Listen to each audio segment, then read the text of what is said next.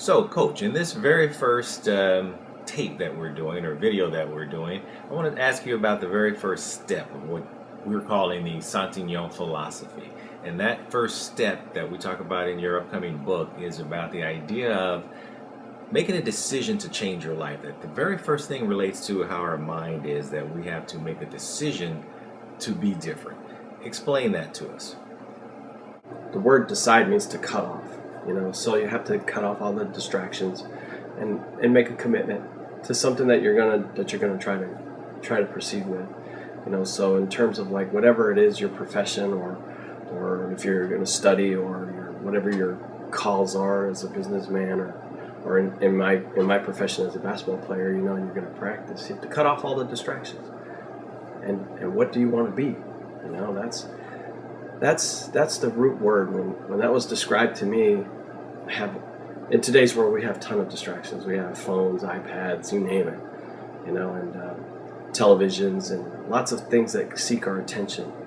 But ultimately, it's still going to be about what is it that you really want, how are you going to focus in it, and have that desire to just stay with one path. That's the trick.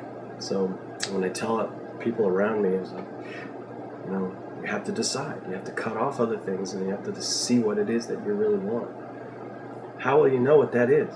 That's a personal feeling.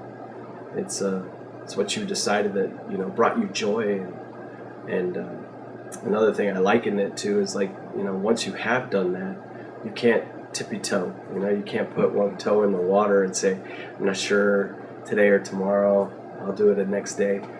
You go 2 feet in, you jump all the way in, and then you are absorbed in that atmosphere, and you're all in.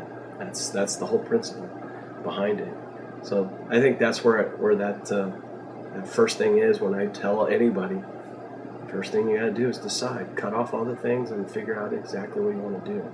Well, the other thing you talk about that's an outgrowth, I suppose, of this is the idea that we never want to look back on our lives with regret, thinking about the things that were not done. Tell us a little bit about your concept or your philosophy as relates to that. A lot of people in life live their lives at the very end and say, I wish I would have done something else. Lots of studies have been done on people. At the end of their, I'm fascinated by that actually. Asking people, what is it that you do? If you had to do it all over again, what would you do differently? Most of them say they would take a risk. Do things when they were younger. In the basketball sense, it's a short lifespan. You don't get to play the game for a long time. So I can see older athletes, for example, 40, 50 years old, playing in a league, dressing up, tightening their shoes, and really aggressive.